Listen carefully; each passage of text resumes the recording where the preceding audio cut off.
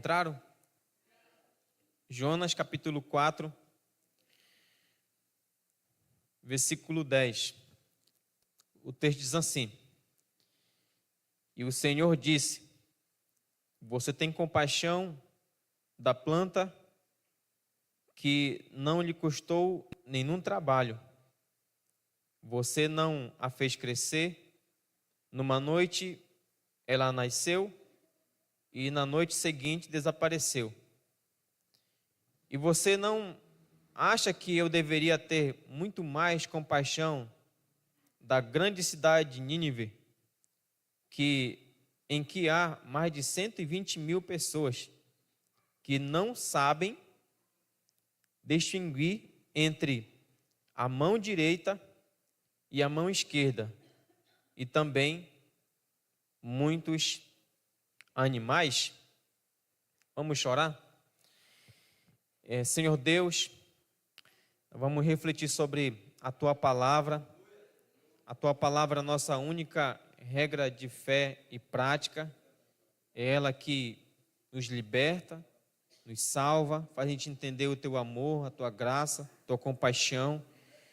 Ela é a bússola para a nossa vida do dia a dia. E é por isso que agora nós te pedimos a orientação do Teu Espírito Santo sobre a nossa vida, para a gente compreender essa mensagem nesta noite, fazermos uma reflexão na nossa vida e tirarmos lições daqui para nós aplicarmos no dia a dia. Por isso te agradeço e eu te louvo em nome de Jesus. Amém e amém, Senhor. Glória a Deus. Pode sentar, irmãos. Isso aqui é nós estamos a menos de 70 dias, para a nossa festa da colheita. E essa é uma mensagem que eu vou compartilhar em todas as nossas igrejas daqui do Campo de Óbidos. E eu creio que, assim como essa mensagem falou comigo, vai falar também com você. O tema que eu quero trabalhar aqui com você nessa noite é o inimigo do teu chamado. O inimigo do teu chamado. Qual era o maior inimigo do chamado de Jonas? Ou você pode perguntar para você qual é o seu maior inimigo. Qual é o inimigo do seu chamado? Para a gente entender esse texto, a gente tem que pensar um pouco sobre o chamado de Jonas, que ele foi chamado ali, lá pelo ano 793 a 753, na época do rei Jeroboão II. Então, a história de Jonas é uma das histórias mais conhecidas da Bíblia. Ela é contada no livro que leva seu nome, Jonas. Jonas é uma espécie de um anti-herói da fé, que pode nos representar quando ignoramos nosso papel missionário. Esse servo de Deus, ele profetizou no reinado de Jeroboão II, o reino do norte. Israel ele era dividido em dois reinos, Reino do norte e reino do sul. Reino do sul, capital Jerusalém, e reino do norte, com 10 tribos, capital Samaria. Então ele vai profetizar na época do rei Jeroboão II, que está reinando no reino do norte. Uma época em que a prosperidade reinava nesse reino. Eles eram muito ricos. Você encontra essa informação no segundo livro dos Reis, capítulo 15, versículo 19, versículo 20. Mas a missão que Jonas recebeu de Deus não era uma das mais fáceis. Tá? E o sermão que Jonas pregou tinha apenas 5 palavras. Você pode olhar na sua Bíblia Sagrada aí. Depois a gente vai chegar nesse texto aí. Mas dá uma olhada rapidinho aí para a gente. Jonas capítulo 3, versículo 4. O final do versículo 4. Pode ser que na sua versão tenha um ainda, ou tenha um ainda na frente. Mas no texto original, a mensagem de Jonas ela é composta por apenas 5 palavras. É a mensagem mais curta que nós temos na Bíblia Sagrada. Como é que está na sua Bíblia aí, o texto lá de Jonas, capítulo 3, versículo 4, o final do versículo 4.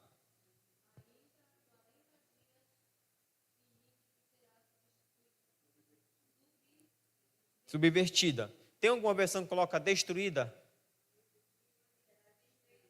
Você já imaginou se você, de manhã cedo, alguém bate na sua porta, você abre a porta da sua casa e você recebe essa notícia, ó, você tem 40 dias de vida.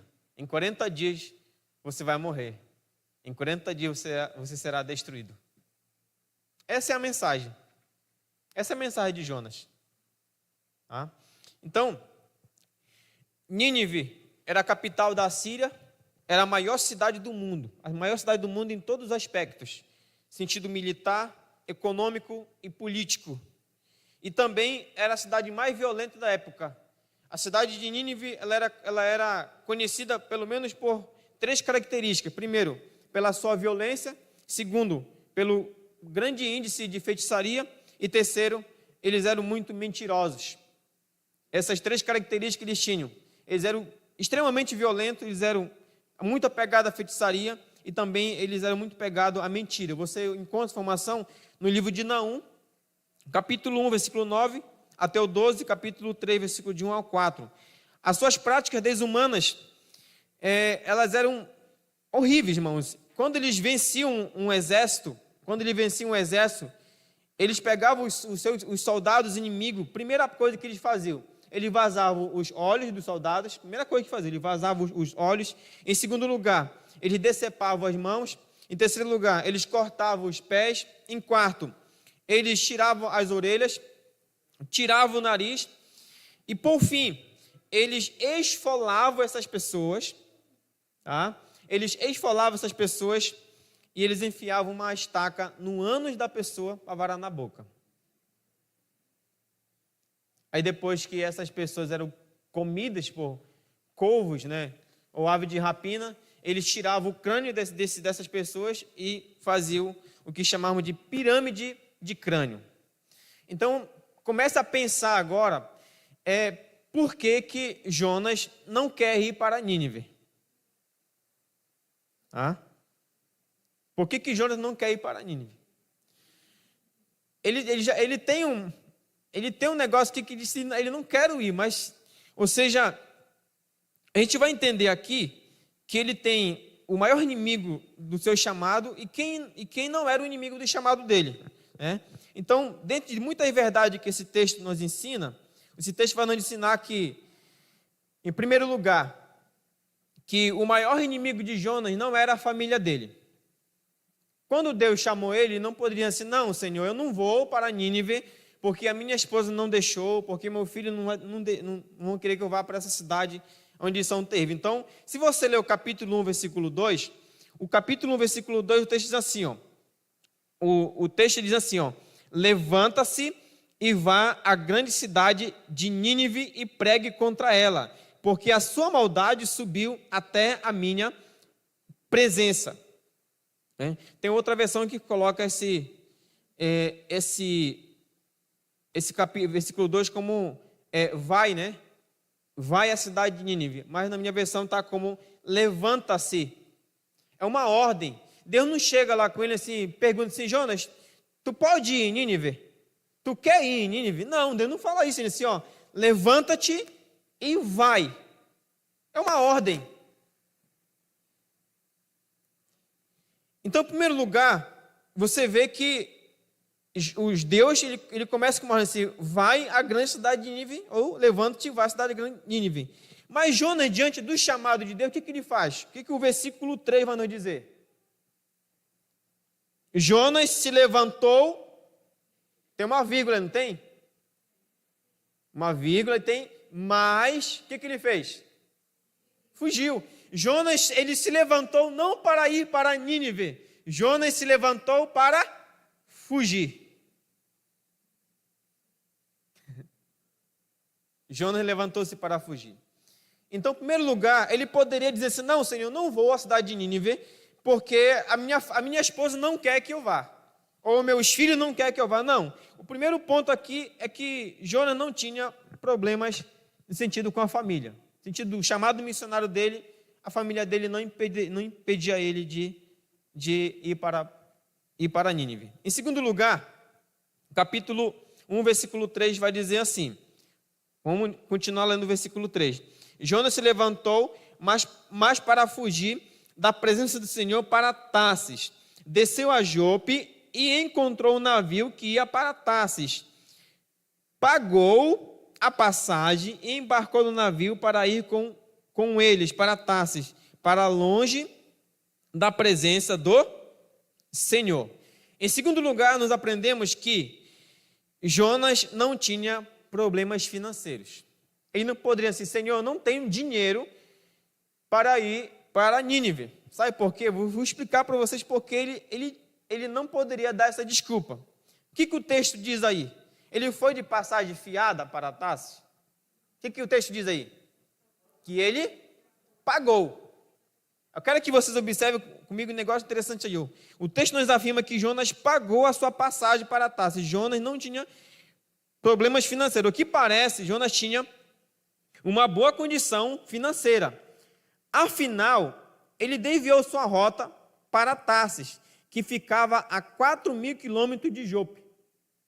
Se você pegar um mapa agora, se você pesquisar no seu celular agora, pegar um mapa, você vai ver que Jope ficava nesse sentido, Nínive ficava para cima e Tarsis ficava do outro lado do Mediterrâneo.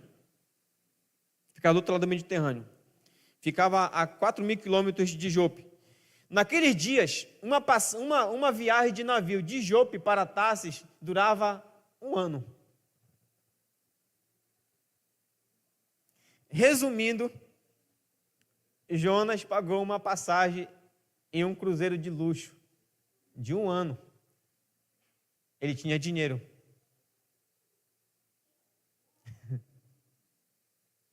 Não era uma viagem de 2 dias, uma semana, um mês, não. Era 1 ano viajando em um navio. Então, Tarsis ficava no fim do mundo, ou seja, ele iria embarcar num cruzeiro de luxo, né, para ir para um outro lado, passar 1 ano viajando. Então, ele pagou passagem de 1 ano. Então, ele não poderia ser, eu não tenho dinheiro suficiente para eu ir nessa viagem missionária para Nínive. Então, ele tinha dinheiro. E não é diferente de nós. Quando se passa a gente fazer um investimento na obra missionária, a gente acha caro, não acha caro? A gente acha muito caro. A gente acha muito caro a gente fazer um investimento no reino de Deus. Mas, por muitas vezes, nós gastamos nosso dinheiro em coisas que não contribuem para o reino de Deus, que não contribuem para nós, a gente gastamos dinheiro em coisas fúteis. Então, Jonas não poderia ser, eu não tenho dinheiro para ir para Nínive. Em terceiro lugar, Jonas não tinha falta de dons. Se você olhar o capítulo 1, versículo 2, capítulo 2, versículo 9, capítulo 3, versículo 4 e o capítulo 3, versículo 2 e 4, você vai ver que por duas vezes, Deus ele ordena aqui, Jonas, assim, vai agora. Se você olhar o capítulo 1, versículo 2, ele diz assim, levanta-te, né? E vai à grande cidade. No capítulo 3, de novo, no capítulo 3, versículo 2, ele vai dizer assim, levanta-te e vai à grande cidade. No capítulo 2, versículo 9, ele diz assim, mas com a voz do agradecimento eu te oferecerei sacrifício. Então, onde que a gente quer chegar aqui, nesse ponto aqui do terceiro tópico, no sentido de que Jonas não tinha falta de dons. Se observarmos o texto, Deus ordena, vai agora 2 vezes, ou dispõe-te. Jonas não poderia inventar desculpas, pois quem o chamou foi Deus. Quem chamou ele não foi alguém de Nínive. Não, Jonas, vem para Nínive para você pregar para ti. Não foi ninguém de Nínive. Também não foi ninguém da terra dele. Foi o próprio Deus que chamou ele. E a gente sabe que quando Deus chama cada um de nós, Ele nos capacita para cumprir a missão dele. Isso aqui é algo indiscutível. Ele nos dá os meios suficientes para nós cumprirmos a missão dele. Mas muitas das vezes nós não damos as desculpas de Jonas, ou seja, nós não fugimos, mas nós damos muitas desculpas. Por exemplo, algumas desculpas que nós damos. A desculpa é sempre a mesma.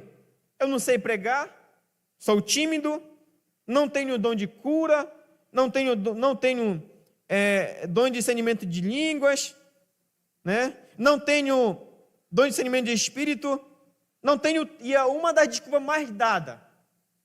Não tenho tempo. Não tenho tempo. A pergunta que às vezes a gente tenta fazer é: quando você vai ter tempo para o Senhor? E eu sei que eu não vou pecar na minha fala aqui, eu sei que muitas das vezes mesmo a gente não vai para a missão porque a gente está doente literalmente. Mas muitas das vezes tem pessoas que inventam que está doente para não ir na missão. Eu vou te falar com toda sinceridade aqui, ó. Parem de inventar doença. Para de inventar doença. Porque Deus pode colocar uma doença de verdade em você. E aí, doente de verdade, você vai. Sabe por que você vai? Porque você vai se aproximar do Criador. Ele vai trazer você para perto dele. Então, muitas das vezes, nós dizemos que não temos dom. Mas quando nós olhamos em 1 Coríntios, capítulo 12, versículo 7, o texto diz que a cada um é dado a graça do Espírito de Deus. Ou seja, a cada um de nós, o Senhor nos dá dom. Esse dom pode ser dom de pastor, dom de mestre, dom de ensino, dom de aconselhamento, dom de administração, dom de encorajamento, dom de fé, dom de cura, dom de falar em línguas estranhas, dom de discernimento de espírito. Ou seja, Deus fala assim: olha, eu tenho todas as ferramentas que vocês precisam para cumprir a missão. Vocês não podem dizer que vocês não têm dom, porque eu dei dom para vocês. E além de tudo, eu coloquei o meu espírito dentro de vocês, para vocês terem autoridade para fazer aquilo que eu ordenei vocês fazerem. Então, vamos recapitular aqui, a gente tem mais 3 aqui. Então, Jonas, ele não pode dizer que ele não vai porque a família dele não deixava. Segundo, ele não pode dizer que ele não tinha dinheiro porque ele tinha dinheiro. Terceiro, ele não pode dizer que ele não tinha dons porque quem tinha chamado ele era o próprio Deus. Em quarto lugar, Jonas não tinha falta de apoio ministerial. Se você olhar o capítulo 1, versículo 1, e o capítulo 3, versículo 1, olha o que o texto diz, ó. A palavra do Senhor veio a Jonas, filho de Amitai, dizendo... Quero que você atente para esse texto aí, ó. A palavra do Senhor, tá? Do Senhor veio a Jonas. Capítulo 3, versículo 1. A palavra do Senhor veio a Jonas pela segunda vez. Tá? Pela segunda vez. O texto nos afirma que a palavra do Senhor veio a Jonas pelo menos 2 vezes.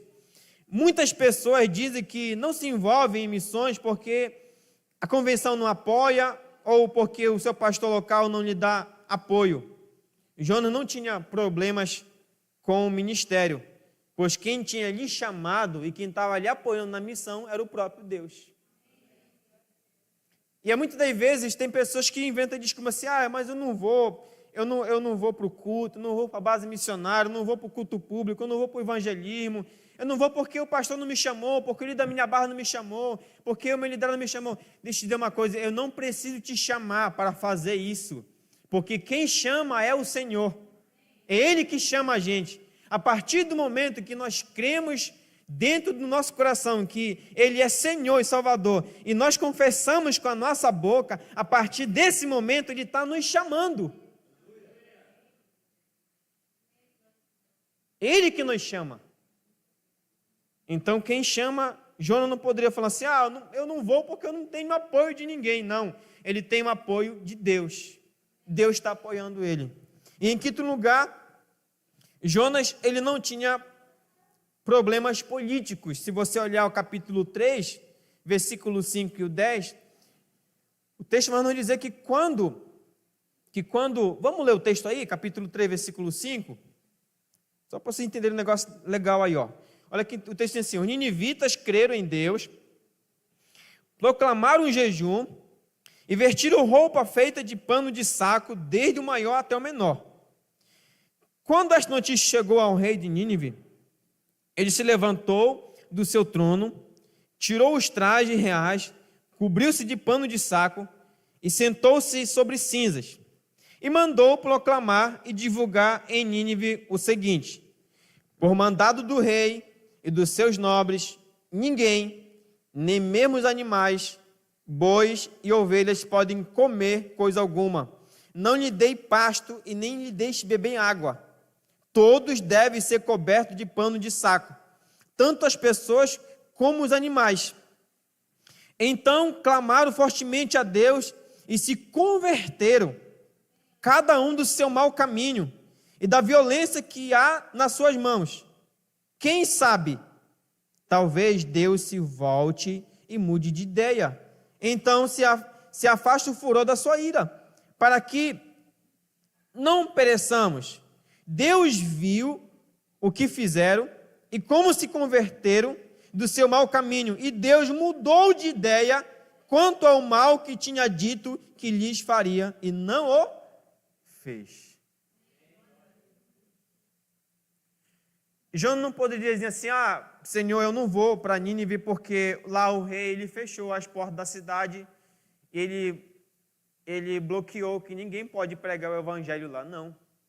Quando o rei ouve que Jonas tinha pregado a sua curta mensagem, que em 40 dias Nínive seria destruída, ele baixou um decreto. Da criança até ao velho, até os animais vão ter que jejuar. E todas as pessoas vão ter que se converter. Eu estava fazendo uma pesquisa dentro da cidade de Óbidos. Só a cidade são aproximadamente 30 mil habitantes. Parece que toda a cidade são 60 mil habitantes. Nínive tinha 120 mil habitantes. Nós precisaríamos de 2 cidades de Óbidos. Vocês estão vendo? E o texto vai dizer que todos eles se arrependeram.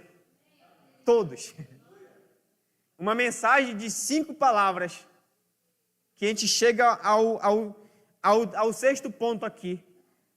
Ao sexto ponto aqui, que Jonas não poderia dizer que ele não tinha potencial para ser um pregador. Jonas, ele é um dos profetas, um dos pregadores mais eloquentes da história. Ele tem força de persuasão, de persuadir pessoas. Se você quer ler o texto comigo aí, vamos ler o capítulo 3, versículo 3. Jonas se levantou e foi a Nínive. Vocês estão acompanhando comigo aí? Capítulo 3, versículo 3. Jonas se levantou e foi a Nínive, segundo a palavra do Senhor. Ora, Nínive era uma cidade muito importante diante de Deus. Era necessário 3 dias para percorrê-las. Jonas começou a percorrer a cidade a caminho de 1 dia e pregava dizendo: ainda 40 dias e Nínive será destruída. Só isso.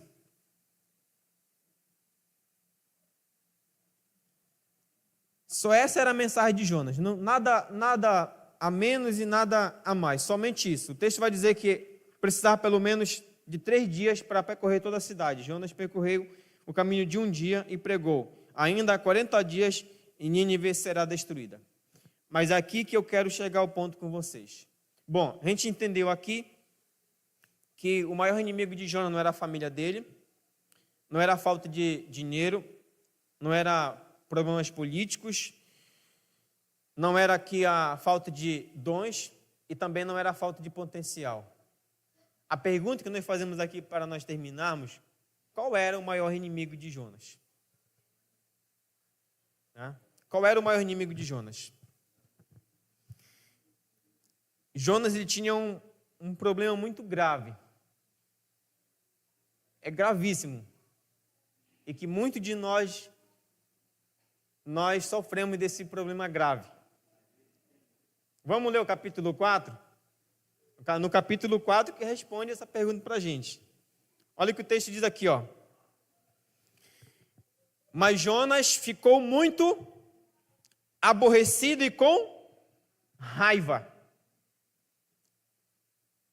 Irmãos, para pensar aqui conosco aqui, Qual é a grande missão da igreja? A grande missão da igreja não é a gente pregar a palavra para que as pessoas elas entendam que elas são pecadoras e que somente Jesus pode salvá-la, não é isso? Você já parou para pensar? O Jonas vai e prega uma mensagem de 5 palavras e diz que em 40 dias Nínive vai ser destruída, e depois que ele prega essa palavra, o texto vai dizer que Jonas ficou muito aborrecido e irado. Por que Jonas ficou aborrecido e irado? Você sabe por quê? Porque Jonas não queria que ninguém de Nínive se salvasse. Ele queria que Deus matasse todas as pessoas. Vocês querem ver como é isso? Olha só.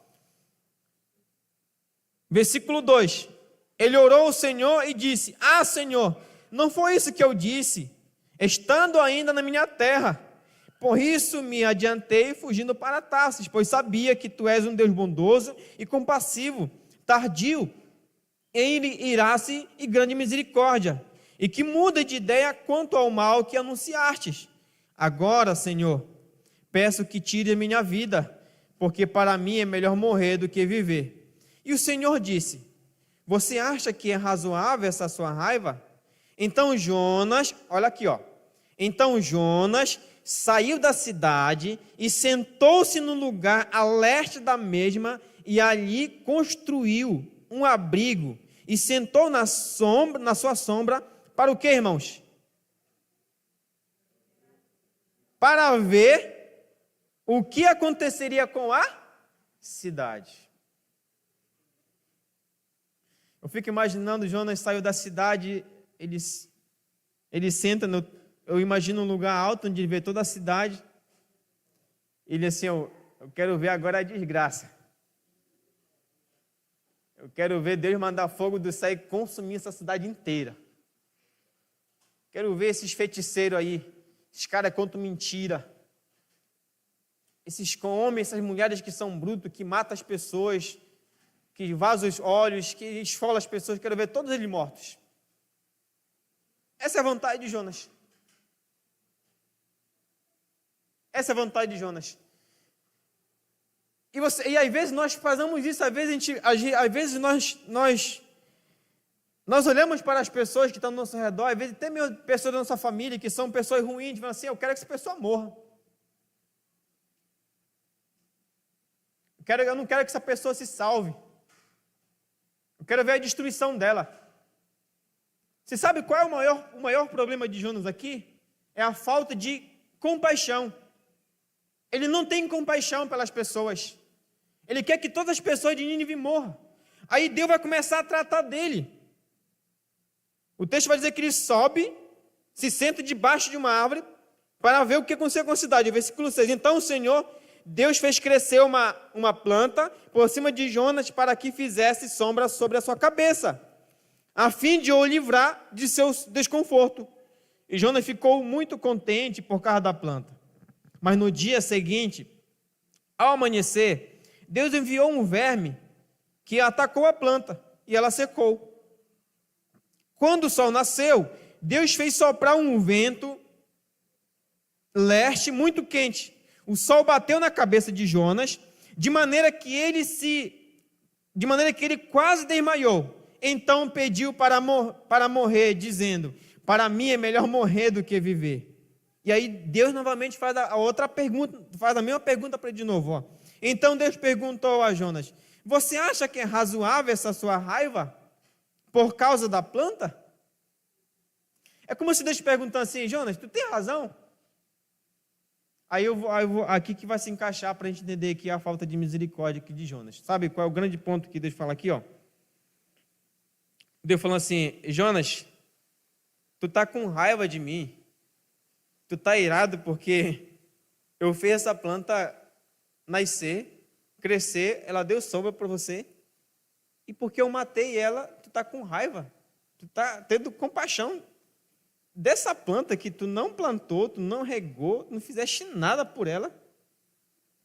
E tu tá irado porque eu matei ela e tu acha que ela precisa ter mais... precisa ser mais valorosa do que 120 mil pessoas que estão lá em Nínive que precisam ser salvas. É como se Deus falando assim: o que é mais valioso para ti, Jonas? Uma planta ou 120 mil pessoas que foram criadas à minha imagem e semelhança? que é mais valioso para a gente? E o que tem uma grande lição para a gente? Às vezes nós valorizamos mais as coisas do que as pessoas. Deus não vem buscar isso aqui, ó. Não vem buscar um templo feito de tijolo, cimento. Deus não vem buscar a tua casa. Não vem buscar teu carro, a tua moto. Deus não vem buscar o dinheiro que está na conta lá do banco. Não, Deus não vem buscar isso. E às vezes nós ficamos com raiva, nós se separamos das pessoas, nós privamos as pessoas de chegar até Deus porque nós priorizamos mais os nossos bens do que as pessoas. Nós queremos que as pessoas morram, mas nós queremos preservar aquilo que é o nosso bem. Onde o texto sagrado diz que o tesouro na terra, a traça, o ferrugem e o ladrão rouba. Mas o tesouro que nós amontoamos no céu, ninguém pode roubar. Ninguém pode roubar. Jonas não tinha compaixão das pessoas. Esse era o maior inimigo de Jonas. O maior inimigo da missão, irmãos, não é a nossa família, não é a falta de dinheiro, não é a falta de dons, não é a falta de potencial, não é questões políticas. O maior inimigo da missão somos nós mesmos. Quando nós não temos compaixão das pessoas. Quando nós olhamos, por exemplo, para um bêbado, para uma prostituta, para um drogado, quando nós olhamos para um assassino, nós imaginamos que essas pessoas, elas não precisam serem salvas. Não precisam do amor de Cristo. E quando nós olhamos para Jesus, Jesus foi diferente. Jesus, ele quebrou todos os paradigmas. As pessoas não poderiam tocar nas prostitutas, Jesus tocava nas prostitutas. As pessoas não poderiam tocar nos leprosos, Jesus ia lá e tocava nos leprosos. As pessoas tinham medo dos possessos, Jesus ia ao encontro deles no cemitério para libertá-los de demônios.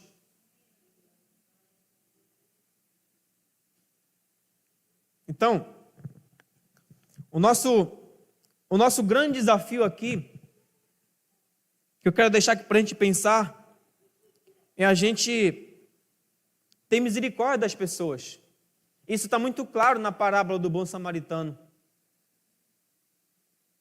E o próprio texto de Mateus, capítulo 9, versículo 36, e Marcos, capítulo 10, versículo 46, o texto vai dizer que Jesus teve misericórdia das multidões. A primeira pessoa que Jesus teve misericórdia foi eu e foi você.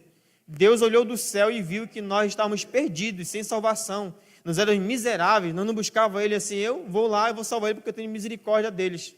E a misericórdia, irmãos, a misericórdia, ela é o ponto seguinte de você olhar para alguém e você se colocar no lugar da pessoa, você sentir a dor da pessoa, isso é misericórdia. A misericórdia é isso. É você se colocar no lugar da pessoa. E Jesus tem misericórdia, não é por quê? Porque Ele foi para a cruz no nosso lugar. Ele foi para a cruz no nosso lugar. Ele morreu no nosso lugar. E aí, quando não temos misericórdia, a gente olha para o marido, a gente olha para o filho, a gente olha para a esposa, a gente olha para o vizinho, a gente olha para o amigo do trabalho, a gente diz assim, essa pessoa não pode ser salva. Mas aí eu fecho aqui com o texto dos 4 amigos que levaram o paralítico diante de Jesus. O texto vai dizer que Jesus não honrou a fé do paralítico, mas Jesus honrou a fé dos 4 amigos. Você tem fé? Você tem fé de verdade mesmo? Então, você vai, nesta noite, quero que você fique em pé em nome de Jesus. Eu quero que você, nesta noite comigo, você pense agora uma pessoa que você quer que seja salva. Uma pessoa que seja salva. Talvez você assim, pastor, mas essa pessoa, ela não tem fé. Mas esse é o segredo. Realmente ela não pode ter fé, irmão, você tem fé. Você tem fé. E você vai apresentar essa pessoa diante de Deus agora, como aqueles 4 amigos fizeram de tudo, rasgaram o teto para apresentar aquele paralítico diante de Jesus. Ele foi não só perdoado, como foi curado. Como foi curado. Isso que eu quero orar com você nessa noite aqui. Já pensaram em alguém? Vamos orar? Senhor, assim como o Senhor olhou para a cidade de Nínive e viu uma cidade inteira perdida, ao Senhor ter misericórdia daquelas pessoas. Jonas não tinha misericórdia daquelas pessoas, queria que todos eles morressem. Mas o Senhor tinha uma urgência em salvar eles. E a tua palavra diz que eles ouviram a tua voz e eles se arrependeram dos seus pecados, Pai. Eles se converteram a ti. Eles creram em ti, Jesus Cristo. E nós temos também pessoas dentro da nossa família, o marido, a esposa, os filhos, o vizinho. Meu Deus, que ainda pessoas que ainda no nosso olhar humano parece impossível serem salvos, impossível serem resgatados, impossível serem acolhidos pelo Senhor. Mas nós estamos agora aqui diante de ti, Pai, levando essas pessoas até o teu santo trono, apresentando elas, porque nós cremos no Senhor, que o Senhor é um Deus poderoso para transformar o coração, para transformar a vida dessa pessoa, para mudar o destino, para mudar a história, meu Deus. Pai, nós pedimos que o Teu Espírito Santo, a partir de hoje, trabalhe na vida dessas pessoas, meu Deus. E que o Senhor conduza essas pessoas para os cultos que ainda teremos, e que lá eles ouvirão a Tua voz, e eles se renderão ao Senhor. Nós oramos por essas pessoas, Pai. Oramos por essa cidade. Quantas pessoas nessa cidade estão perdidas? Quantas pessoas nessa cidade, meu Deus, precisam ouvir a Tua palavra, precisam de um abraço, precisam ser acolhidos, sustentados, salvos pelo Senhor. Nós oramos por essas pessoas.